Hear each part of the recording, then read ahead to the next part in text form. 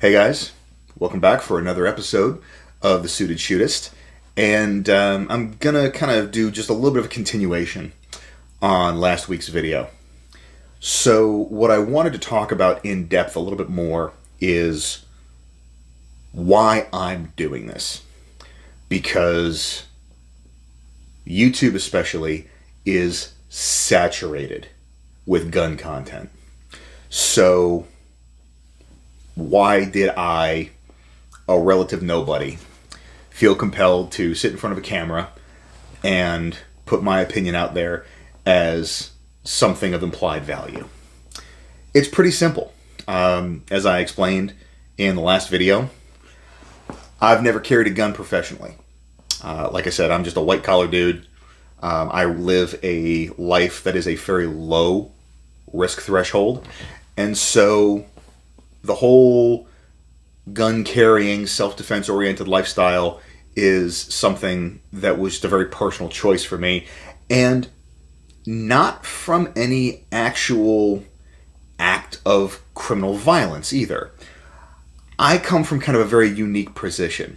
Well, yes and no. I'm sure other people have had this as well. Like I said, I'm nobody special. But what got me into this whole thing was growing up. I went to a very elite prep school. And the student body was generally the children of some very influential people, of whom my parents were not. I was definitely kind of the black sheep in this equation. To give you an idea, it was K through 12, 600, 700 students tops. So, very small, tight-knit community. And I remember in grade school and high school watching some of these social dynamics and literally watching people toy with and manipulate others purely for their own entertainment. And I can't pinpoint when, but I had the realization that if people of this background, of this level of privilege, are willing to do this kind of stuff for sheer amusement, then I can't begin to fathom what somebody in a more desperate circumstance would be willing to do to ensure their own survival. And that's what was kind of my crystallizing moment of everything, where I realized that not everybody necessarily has good intentions, and not everybody subscribes to the live and let live philosophy. So that was kind of my first exposure, my first light bulb moment to, for lack of a better term, social violence. Aside from a couple of minor little scraps, I've never been in anything that you could really call an appreciable fight. I count myself lucky in that regard. You know, I've managed to kind of talk my way out of most situations I found myself in thus far. Knock on wood. But that was the moment of realization for me is, no, there are some people out there who view you as nothing more than a resource or a novelty, and just you're disposable to them. So it kind of gelled from there, and then when I was in my time in New Orleans, I started focusing a little bit more on the personal safety aspect of it, because of course there was a lot of kind of petty property crime and shit like that that was directed at college students. And so I managed to just take a fairly objective look at that and go, okay, well, a lot of these people are kind of putting themselves in unnecessarily vulnerable situations. So what can I do to not fit that profile? And it just kind of accelerated from there. When I started the training side of things, one of my former customers from my time working at the gun shop, he and I became friends, and he posed to me a very interesting question, which was, if you were to hire somebody to protect your family and they possessed the skill sets and abilities that you do right now, would you be satisfied with that? And of course, at the time, the answer was obviously no, because I really hadn't had any appreciable training at that point. And so the idea of hiring a bodyguard with no training just struck me as ridiculous. And so that's kind of what set me down that particular path. And of course, then I started to research and study, and I found a lot of stuff from guys like Craig Douglas. I actually found ECQC videos, hell, when I was still in college, right when that stuff was trickling out on YouTube. And it was intriguing, but I didn't really know exactly how important it was at that point. So it was something that was kind of in the back of my mind, but not yet on my radar of, this is somebody that I need to train with. So I took my first pistol class. It was kind of your standard 2-day pistol class. A lot of marksmanship fundamentals, a little bit of movement, typical malfunction clearance kind of stuff. Nothing that was really of any particular note, aside from a couple of critical thinking exercises on the second day. And then from there, I had tried my hand at a couple of various different martial arts, some that were weapons-based, some that weren't, just because I thought they were neat and there was something about them that kind of spoke to me and, at least on paper, suggested a certain degree of viability. But it really wasn't until I took Mag 40 back in, I think, 2015 that things really started to click for me. And that's kind of when my training and development started falling into place. But from that point forward, I've been fortunate enough to kind of connect with a few people through social media. And then when I went to the Rangemaster Tactical Conference in 2019, I was finally able to have some face-to-face interaction with two people in particular. And those two people were Greg Ellifritz of Active Response Training and Claude Werner, the Tactical Professor.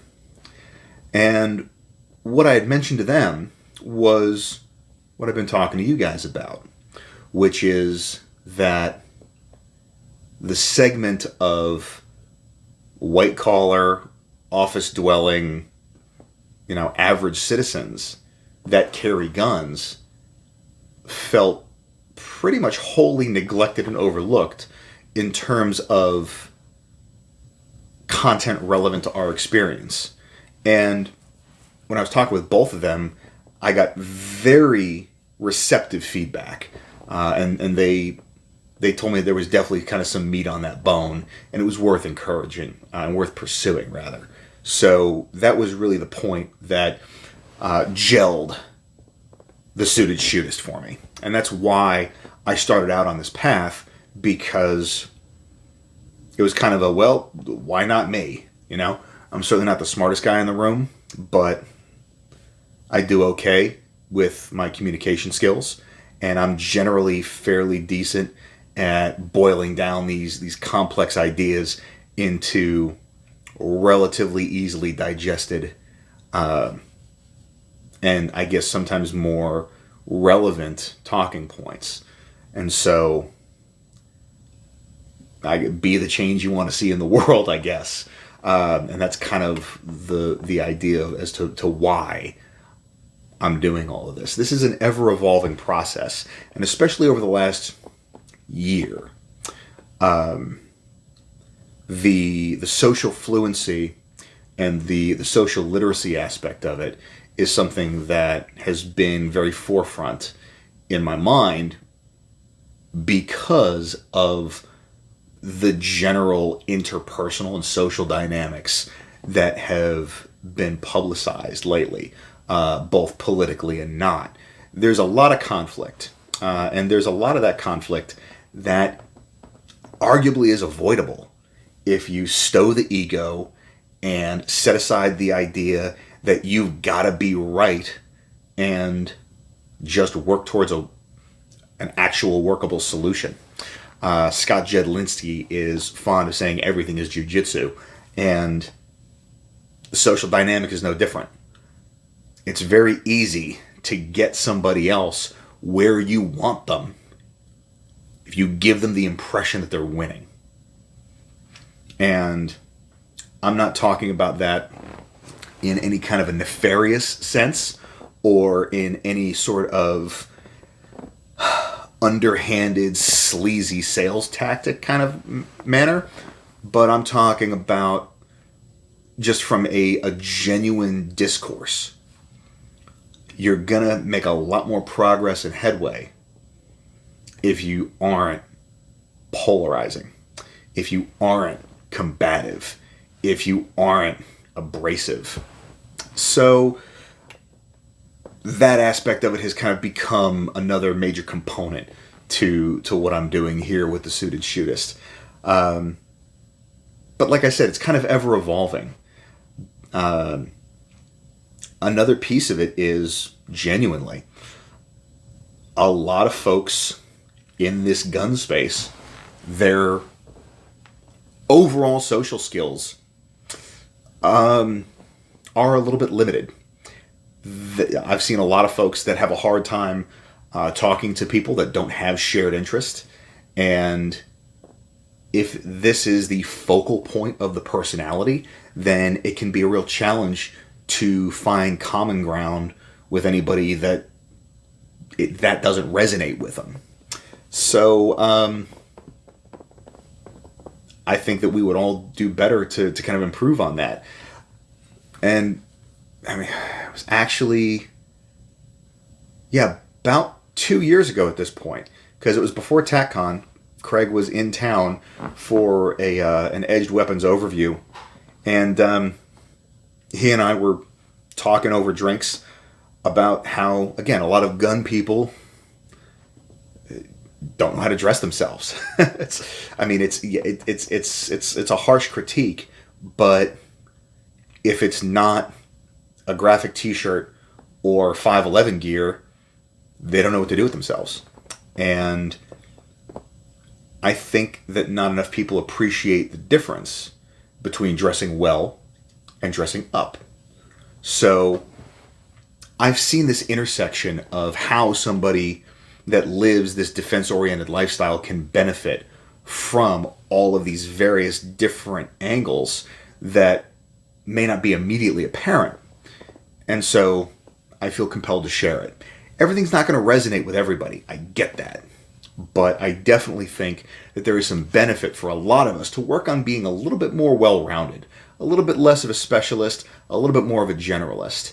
And so hopefully through some of this, you found some useful nuggets. I'm always very interested to kind of hear what people think about that. So let me know.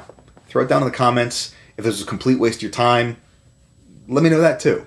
But I figured that since I hadn't really discussed the origin story of the Suited Shootist, except in an article that's almost 2 years old at this point, that I figured I'd touch on it. So hope everybody has a great week. Stay safe and stay sharp.